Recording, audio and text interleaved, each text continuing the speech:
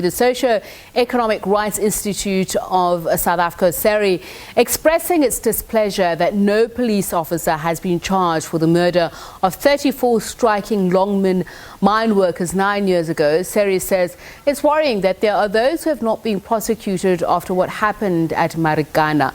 Nomzamo Zondo is the Executive Director of SERI. She joins us now. A very good evening to you.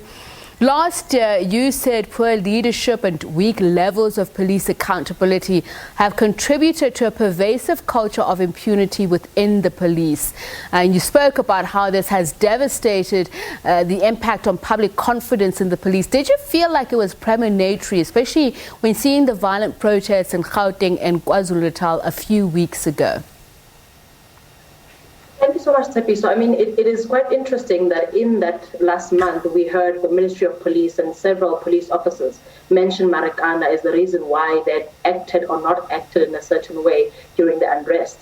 But the reality is, as you raised, the fact that there is no public trust in the police meant that they couldn't get support from the public to stop what became another difficult moment in our country's history. I mentioned that because, as you say, Marikana was brought up on many occasions as if to say it's how it's governing its restraint. But looking back, how effective was that? How many families and surviving mine workers have continued to bear the trauma and loss since 2012, given the fact that there's been no one held accountable? Look, it is very, very difficult for the families to consider the little ground that has been covered in getting them justice post the massacre. One of the things that they have celebrated in the last year and a half is the criminal prosecutions that have seen unfold in the Northwest High Court against at least 9 police officers for hiding where Mrs. Khalila died, and for the deaths of 3 of their colleagues and some policemen and some of their colleagues who survived on the 13th of August 2012. And what's been important in that experience is how for the families, they have gained more ground in relation to the truth.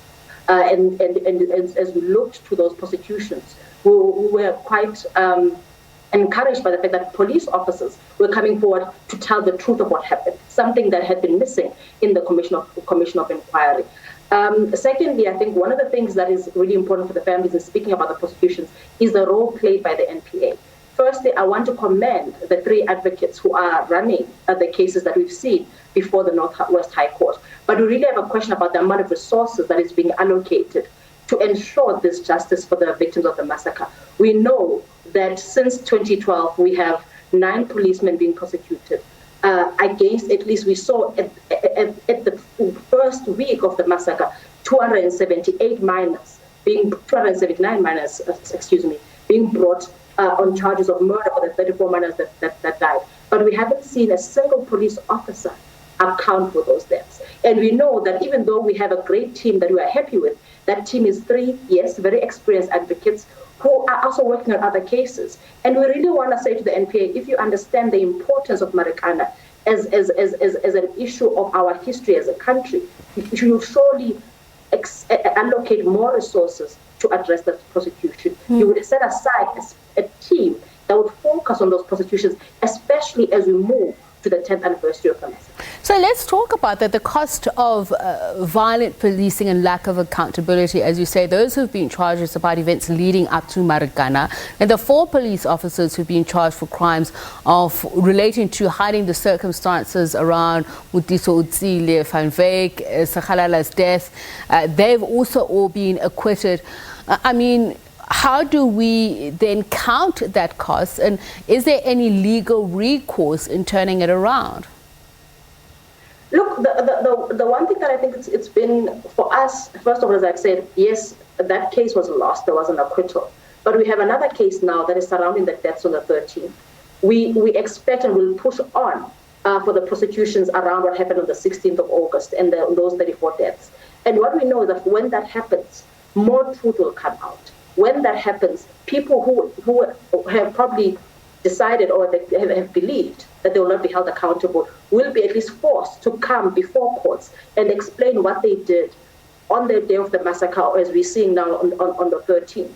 That, at least for me, brings up now questions of accountability. It says to every policeman who's acting, yes, there might be a commission of inquiry where you are completely ignored. Yes, there might be years of inaction, but your day will come. And when your day comes, do you honestly want to be the person who has to explain why you've killed someone's father, someone's husband, and someone's child? And I think if the Ministry of Police was really interested in seeing a rise in public trust in policing, in seeing our policemen being more professionalized, then they would pay a lot more attention on the issue of Marikana, especially on the issues of accountability for it. And I think, as you were saying, of how I spoke last year, one of the key issues that we have been raising is on the police's inability to discipline internally police officers for unlawful use of force. And even now, we do not have. In fact, if we speak this month, we had Minister Prosecutorial speak many times about Marikana in July.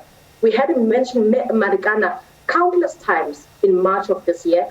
But as we stand 4 days before the 9th anniversary of the massacre, we will not see him.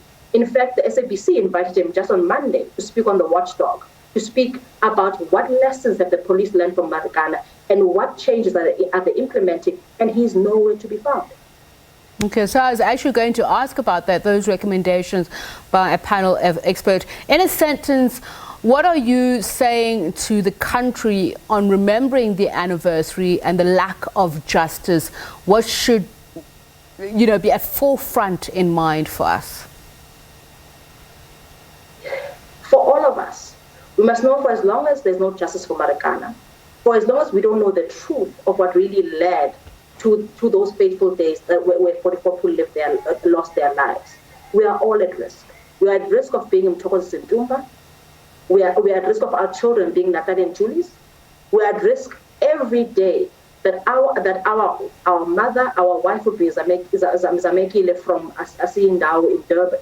And because we don't want to be those people, we demand justice for Marikana. And we demand that from the president, who's just stepped off your screens, and we demand it from the Ministry of Police and from SABC, starting from the most junior officer to the National Commission. Thank you so much for speaking to us. Nomzamo Zondo, the Executive Director of the Socio-Economic Rights Institute of South Africa.